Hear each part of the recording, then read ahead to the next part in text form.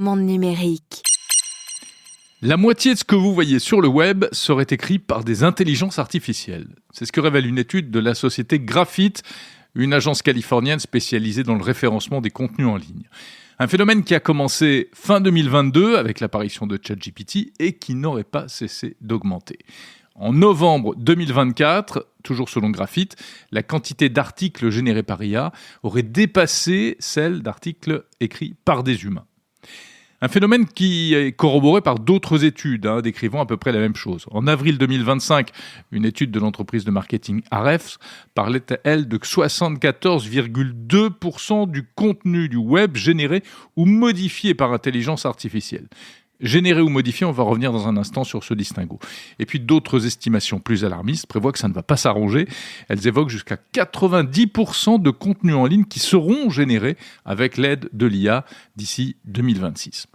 Des contenus écrits, mais aussi de plus en plus des images, des vidéos générées par intelligence artificielle, et on le voit tous les jours, qui envahissent les réseaux sociaux. Bref, ouvrons les yeux, le monde qui nous entoure deviendrait fake et les robots auraient pris le pouvoir. Un constat qui vient corroborer ce qu'on appelle par ailleurs la théorie de l'Internet mort, la Dead Internet Theory. Théorie évoquée notamment par Sam Altman, le patron d'OpenAI. De quoi s'agit-il ? Eh bien, Internet serait mort, entre guillemets, depuis 2016-2017. Ça veut dire que l'activité humaine organique aurait largement été remplacée par des bots, des robots, des agents conversationnels et des algorithmes de curation qui fonctionnent tout seuls, qui cliquent sur des liens, qui tournent à l'échelle planétaire. On en a déjà parlé dans Monde numérique il y a plusieurs mois. Aujourd'hui, il y aurait en plus donc tous les contenus générés par IA. Voilà donc de quoi alimenter les plus belles théories du complot. Alors à ce phénomène, il y a tout d'abord des raisons économiques. L'IA permet de produire plus et donc de faire plus d'audience et de rapporter par voie de conséquence plus d'argent via la publicité. Alors toutefois, il faut relativiser. L'étude Graphite, d'ailleurs, elle-même tempère l'ampleur du phénomène, en précisant que déjà, la proportion d'articles générés par IA, si elle a augmenté depuis 2022, eh bien, c'est mise à plafonner depuis mai 2024. Pour l'instant, ça ne bouge plus trop. Ensuite, ces articles sont généralement absents des moteurs de recherche, Google ou même maintenant de ChatGPT, c'est-à-dire qu'ils seraient peu ou pas référencés. Enfin, on n'a aucune preuve que ces articles générés par IA soient vraiment lus par des humains, en tout cas de manière massive. Graphite écrit « Nous soupçonnons que ce n'est pas le cas ». Il faut dire que ces articles générés par IA sont de plus en plus repérables. Par exemple, si vous lisez un paragraphe qui se termine par une formule comme « cela illustre » ou « cela souligne », eh bien méfiez-vous car c'est peut-être de l'IA qui aime bien ces petites conclusions qui souvent ne sont plus du tout factuelles par rapport au reste d'un article. L'IA aime bien également les participes présents comme marquant, illustrant, protégeant, etc. Et elle émaille en général abondamment ces créations de ce genre de mots. Côté ponctuation aussi, c'est un signe qui peut être intéressant pour détecter des contenus générés par IA. Celle-ci utilise souvent ce qu'on appelle le tiret quadratin, ce long tiret qui ne correspond à aucune touche du clavier. On l'obtient avec une combinaison de caractères spéciaux et qui sert à marquer les changements de locuteur dans un dialogue. Enfin, si vous lisez beaucoup de donc, de puis, de cependant, tous ces éléments de connexion dans les phrases, c'est possiblement aussi de l'IA qui adore tous ces petits mots de connexion dans les phrases. Enfin, ne parlons pas des hallucinations qui se traduisent carrément parfois par de fausses informations ou par des références à des sources qui n'existent pas. Mais toujours pour tempérer le phénomène, il faut aussi relativiser l'idée de ce qu'on appelle des articles générés par IA.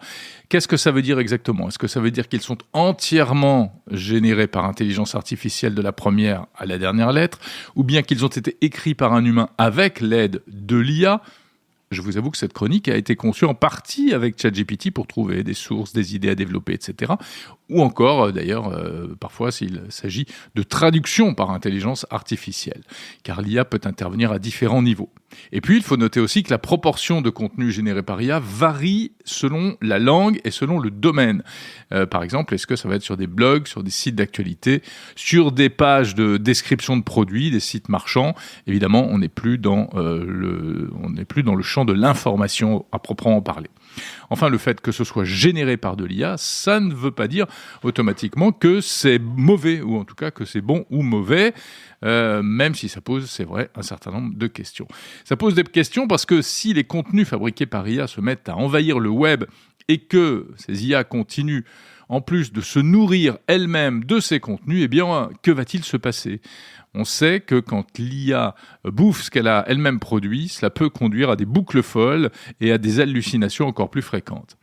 Également, on peut craindre un appauvrissement progressif du web, forcément, sans compter l'aspect économique. S'il y a moins de lecteurs, eh bien, il y aura moins de revenus publicitaires. Donc voilà, de l'IA partout, de plus en plus de contenu généré par IA, mais à ce stade, franchement, pas de panique. Apprenons surtout à titre individuel à reconnaître ces contenus, notamment les images ou les vidéos, pour ne pas se faire piéger. Apprenons aussi à distinguer les mauvais des bons contenus, des articles mal écrits, peu informatifs, de contenus plus pertinents et plus riches.